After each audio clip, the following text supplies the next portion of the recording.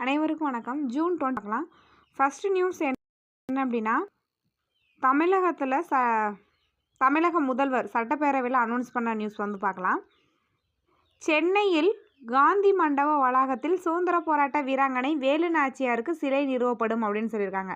வேலு நாச்சியாருக்கான சிலை வந்து சென்னையில் நிறுவப்படும். மருது சகோதரருக்கான சிலை வந்து சிவகங்கையில் நிறுவப்படும். அதுக்கப்புறம் பார்த்தீங்க அப்படின்னா, மேலும் சிலரை வந்து அனௌன்ஸ் பண்ணியிருக்காங்க. இதில் முக்கியமானது மட்டும் பார்க்கலாம். சிந்துவெளி நாகரிகத்தை வெளிப்படுத்திய தொல்லியல் துறையின் தலைமை இயக்குநராக பணிபுரிந்த சர்ஜான் மார்சல் சென்னையில் சிலை நிறுவப்படும். ஸோ இவருக்கான சிலை வந்து சென்னையில் நிறுவப்படும் அப்படின்றதையும் குறிப்பிட்டிருக்காங்க. ஓகே, இதுதான் முக்கியமான ஒன்று அப்படின்னா இதுதான். அரசு பள்ளிகளில் பயின்று. ஸோ இதில் ஒரு முக்கியமான ஒரு ஸ்கீம் மட்டும் சொல்லியிருக்காங்க, அதை மட்டும் பார்க்கலாம். அகல் விளக்கு திட்டம். அகல் திட்டத்தோட பேர் வந்து அகல் விளக்கு திட்டம். இது எதற்காக அப்படின்னா, அரசு உயர்நிலை மற்றும் மேல்நிலை பள்ளிகளில் 9 முதல் 12ஆம் வகுப்பு 6th to 12th 9 முதல் 12ஆம் வகுப்பு 9 முதல் 12ஆம் வகுப்பு வரை பயிலும் மாணவிகளின் மாணவிகளின் எந்தவித இடர்பாடுமின்றி தொடர்ந்து பள்ளிக்கு வருகை புரிவதை, மேலும் அவர்களின் உடல் ரீதியாகவும் மன ரீதியாகவும் சமூக ரீதியாகவும் ஏற்படும் இடையூறை குறைப்பதற்கு 9 முதல் 12ஆம் வரை படிக்கும் மாணவிகள் ரெகுலராக ஸ்கூல் வர்றதுக்கும் அவங்களுக்கு ஏற்படுற பிரச்சனையை தடுக்கிறதுக்கும், மேலும் இந்த திட்டம் எதற்காக அப்படின்னா, இணையதள பயன்பாடுகளை பாதுகாப்பாக கையாள்வதற்கான வழிகாட்டுதலை ஆசிரியர்களுக்கு வழங்குவதற்கும், 9 முதல் 12ஆம் வரை இருக்கிற மாணவிகளுக்கும் மேலும் ஆசிரியர்களுக்கு இணையதள பயன்பாட்டின் பாதுகாப்பு வழிகாட்டுதலை வழங்குவதற்கும் இந்த அகல் விளக்கு திட்டம் செயல்படுத்தப்படும் அப்படின்றத சொல்லியிருக்காங்க தமிழகத்தில். ஸோ அதுக்கப்புறம் ஒரு முக்கியமான ஒன்று, கேரளாவோட பேர் பார்த்தீங்க அப்படின்னா கேரளாவோட பேர் வந்து கேரளம் அப்படின்னு மாற்றப்படும் அப்படின்றத சொல்லியிருக்காங்க. இது பார்த்தீங்க அப்படின்னா, அரசியலமைப்பு சட்டத்தின் 3வது பிரிவின் கீழ் ஃபர்ஸ்ட் அட்டவணையில் 3வது பிரிவு என்ன சொல்லும் அப்படின்னா, எந்த ஒரு மாநிலத்தோட எல்லையும் பெயரையும் மாற்றுறது பற்றி சொல்லலாம். ஆர்டிகல் 3 என்ன சொல்லும் அப்படின்னா, ஃபர்ஸ்ட் அட்டவணையில் வந்து கொடுத்துருப்பாங்க, எந்த ஒரு மாநிலத்தோட எல்லையை விரிவாக்கம் செய்கிறதுக்கும், ஸோ எல்லை தொடர்பாகவும் பெயர் மாற்றம் தொடர்பாகவும் குறிப்பிடுவது தான் அரசியலமைப்பின் சட்டப்பிரிவு 3. இப்போ லாஸ்ட்டாக நடந்த குரூப் 1 எக்ஸாமில் பார்த்தீங்கன்னா ஆர்டிகல் 1 கேட்டிருந்தாங்க. ஏன் 1 கேட்டிருந்தாங்கன்னா, அப்போ சமீபத்தில் அந்த டைமில் வந்து நியூஸ் பேப்பரில் அதிகமாக ஆர்டிகல் 1 வந்துச்சு. அதே மாதிரி இந்த சமயத்தில் நியூஸ் பேப்பரில் அதிகமாக இந்த 3 வருது. இந்த கேரளான்ற பேரை கேரளம்னு சேஞ்ச் பண்ணணும் அப்படின்னு இப்போ ரீசெண்ட் டைமில் அதிகமாக நியூஸ் பேப்பரில் வர்ற ஒரு நியூஸ் அப்படின்றதுனால இந்த ஆர்டிகல் 3 வந்து ரொம்ப முக்கியமான ஒன்று. இது பார்த்திங்க அப்படின்னா, சம்மந்தப்பட்ட மாநிலத்தோடு பரிந்துரை. இப்போ கேரளாவோட பெயர் மாற்றம் செய்கிறாங்க அப்படின்னா, கேரளா மாநிலத்தோட பெயர் பரிந்துரையோட குடியரசுத் தலைவர் அதற்கு பிறகு குடியரசுத் தலைவர் பரிந்துரைக்கு பின்பு தான் பாராளுமன்றத்தில் அந்த மசோதா வந்து அறிமுகம் செய்யப்படும். ஓகே, உள்நாட்டில் உளவு பார்க்கும் நுண்ணறிவு பிரிவு இயக்குனர் தபன்குமார் டேகா இவரோட பதவிக்காலம் மேலும் ஓராண்டு நீடிக்கப்பட்டுள்ளது. தமிழகத்தில் மேலும் கருணாநிதியின் பெயரில் புதிய விருது வழங்கப்படும் அப்படின்னு சொல்லியிருக்காங்க. ஆல்ரெடி உங்கள் பேரில் வழங்கப்படுது, ஸோ மேலும் வழங்கப்படும் அப்படின்றதையும் அறிவிச்சிருக்காங்க. ஸோ இதில் முக்கியமான ஒன்று என்ன அப்படின்னா, வீறு கவியரசர் முடியரசன் புகழை போற்றும் வண்ணம் சிவகங்கை மாவட்டத்தில் அவர் சிலை நிறுவப்படும். முடியரசன் படிச்சிருப்போம். இவரோட புகழை போற்றும் வகையில் இவருக்கான சிலை எந்த மாவட்டத்தில் நிறுவப்படும் அப்படின்னா சிவகங்கை மாவட்டம். ஜாதிவாரி கணக்கெடுப்பு பற்றி சொல்லியிருக்காங்க.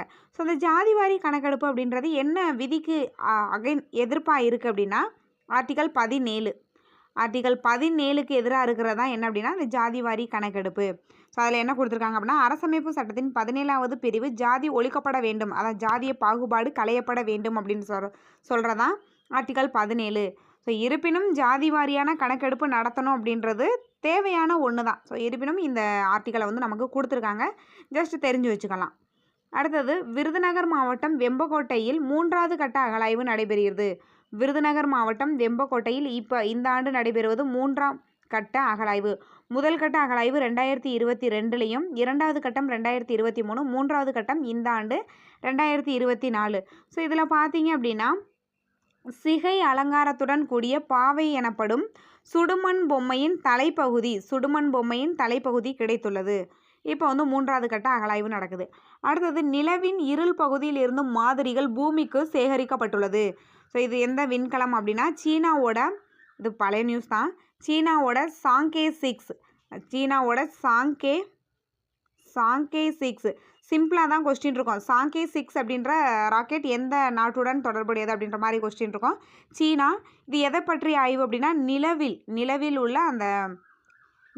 உள்ள மாதிரிகள், இருள் பகுதியில் இருந்து அந்த மாதிரிகளை எடுத்துகிட்டு வர்றதான் இந்த திட்டம். இந்த ராக்கெட் சாங்கே 6 அப்படின்ற விண்கலத்தின் மூலம் பூமிக்கு கொண்டு வரப்படுவது இதுவே முதல் முறை. நிலவின் தொலைதூர பகுதியிலிருந்து பாறைகள் உள்ளிட்ட மாதிரிகள் பூமிக்கு கொண்டு வரப்படுவது இதான் முதல் முறை அப்படின்னு சொல்கிறாங்க.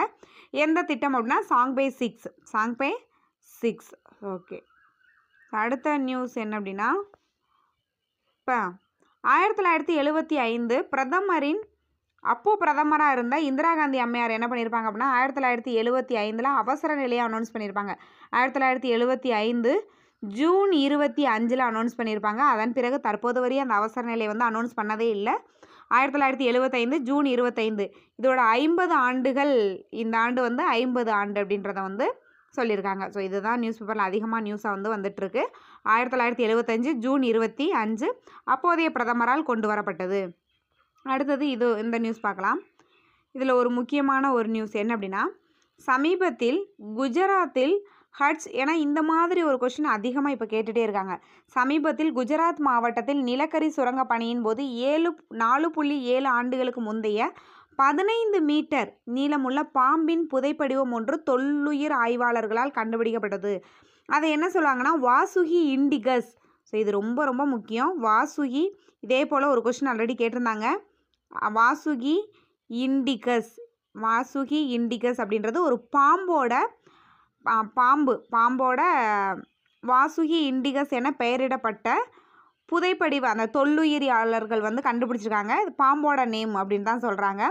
4.7 ஆண்டுகளுக்கு முந்தைய 15 மீட்டர் நீளமுள்ள பாம்பின் புதைப்படிவம் அதை தான் என்ன சொல்கிறாங்கன்னா வாசுகி இண்டிகஸ் அப்படின்னு பெயரிடப்பட்டுள்ளது. இது எங்கே சமீபத்தில் கண்டுபிடிக்கப்பட்டிருக்கு? குஜராத் மாநிலம் ஹஜ் மாவட்டத்தில் கண்டுபிடிக்கப்பட்டுள்ளது. குஜராத் மாநிலம் ஹஜ் மாவட்டம் 2023 இதே போல் ஒரு தொல்லுயிரியோட பேர் கொடுத்து இது எங்கே கண்டுபிடிக்கப்பட்டது அப்படின்னு கேட்டிருந்தாங்க.